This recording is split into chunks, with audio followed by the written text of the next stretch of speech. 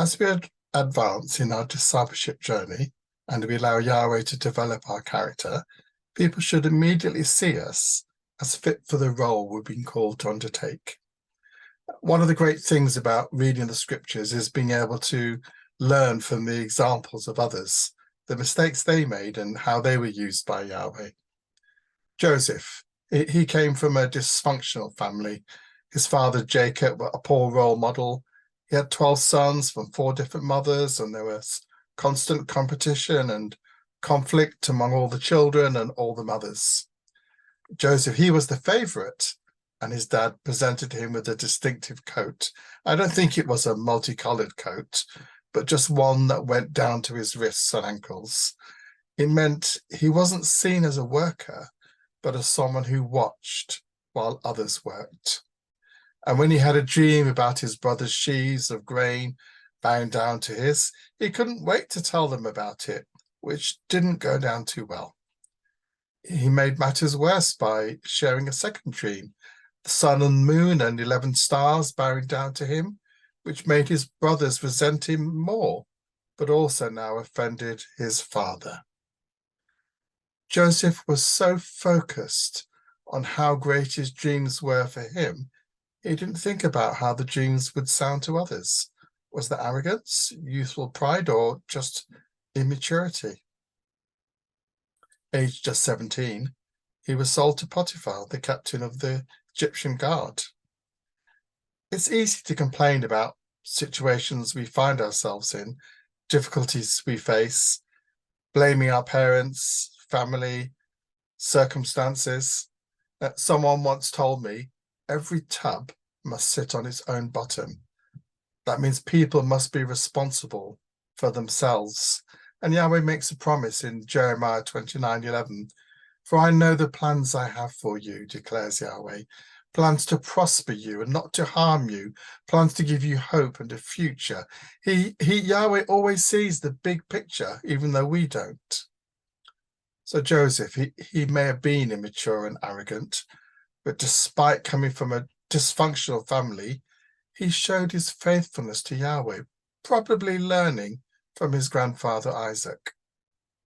Grandparents, aunts, uncles, and godparents have an important part in being role models for the younger ones, praying for them, providing spiritual guidance, and passing on the value of their experience.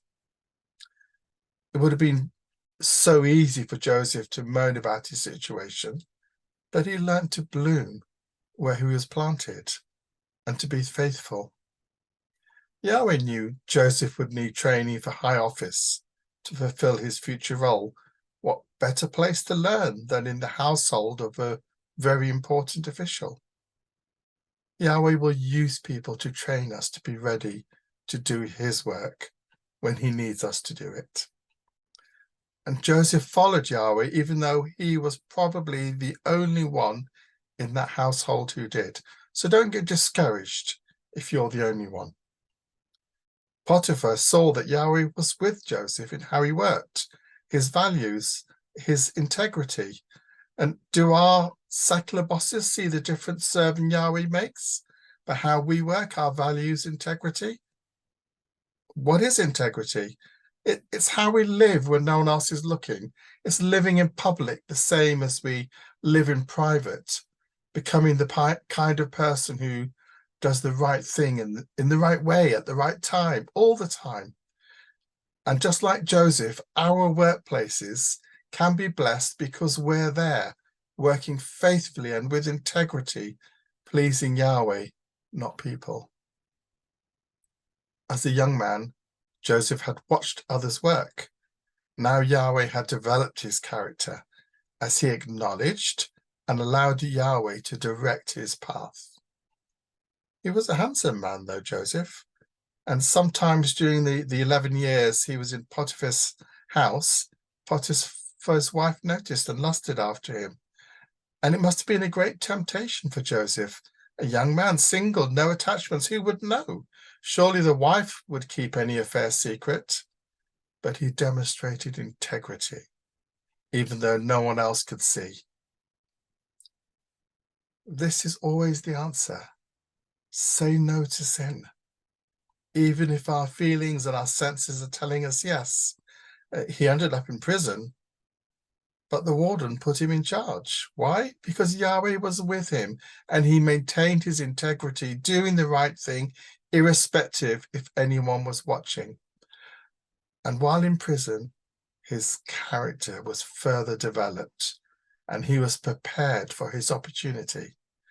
And when the opportunity came, Joseph shaved himself, changed his clothes. He needed something appropriate to wear. How would Pharaoh have taken him seriously if he were all unkempt and wearing prison clothes? Although Yahweh looks at the heart, man doesn't. And to get an audience with Pharaoh, Joseph needed to be dressed appropriately. How we look may put people off from hearing the vital message that we have to share, our opportunity. Joseph took his opportunity given to him and he spoke to Pharaoh. How many opportunities do we let slip by? Joseph had been in Yahweh's school of trust deepening and character development for a long time. And Pharaoh needed a wise man to implement the plan. And he chose Joseph, and placed him as second in command over all Egypt. And he dressed him in robes of fine linen.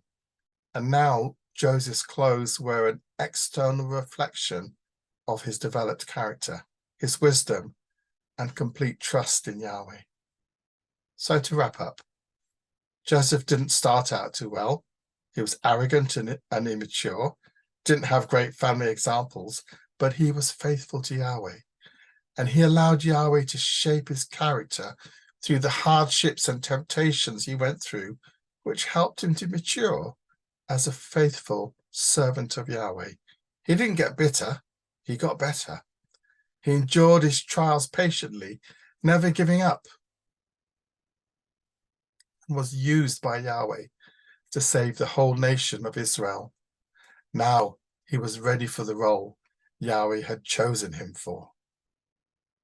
Can people look at you and know and see you've been trained, gained skills and abilities, and are entitled to wear the clothes that will give them confidence you are fit for the role you've been called to undertake? Romans chapter 5, verse 3-4. But with joy, let us exult in our suffering and rejoice in our hardships, knowing that hardship, distress, pressure, trouble produces patient endurance, and endurance, proven character, spiritual maturity, and proven character, hope, and confident assurance of eternal salvation.